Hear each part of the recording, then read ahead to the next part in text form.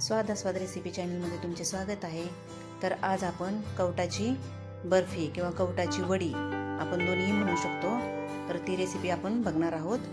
तर बाजारातून मी कवट घेऊन आलेले आहे। आता बाजारात भरपूर कवट विकायला येतात।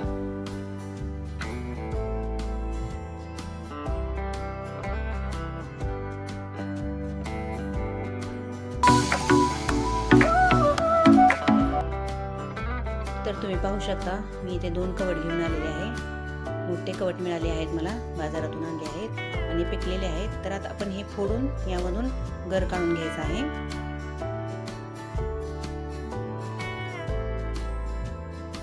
तर अशा पद्धतीने संपूर्ण गर काढून घेतलेला आहे आपण, तुम्ही पाहू शकता। आता याच प्रमाणात आपल्याला गूळ पण घ्यायचा आहे।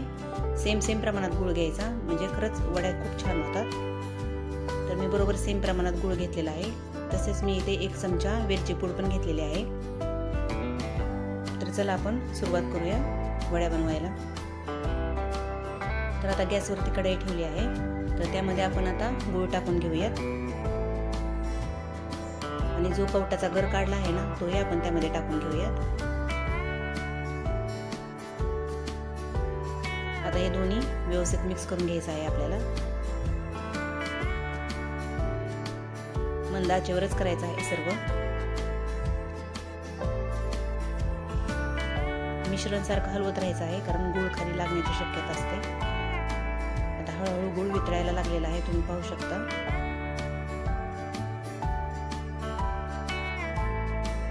आता हे मिश्रण पातळ झाले आहे, पण याचा घट्ट गोळा होईपर्यंत आपल्याला ते शिजवून घ्यायचं आहे।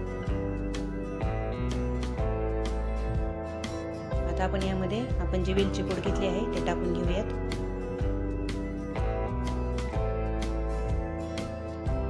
आणि व्यवस्थित मिक्स करून घेऊयात।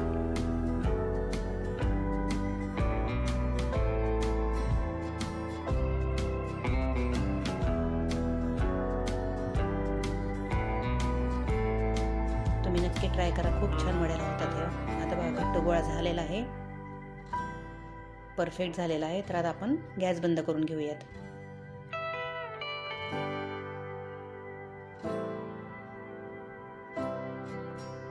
आता मी एक इथे ताट घेतलेलं आहे, तर त्याला तुम्ही तेल किंवा तूप जे तुम्हाला आवडेल ते लावून घेऊ शकता आणि त्यावरती ते सर्व मिश्रण टाकून पसरून घ्यायचं आहे।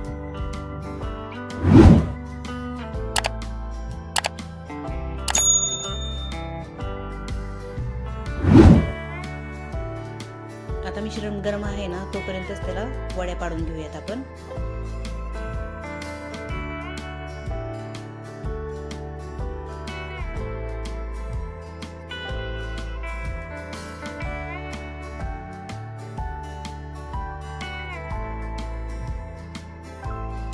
दिसायला पण किती छान दिसत आहेत ना। आता मिश्रण थंड झालेलं आहे, तर आता आपण आपल्या वड्या कशा झाल्यात ते तुम्हाला मी दाखवते।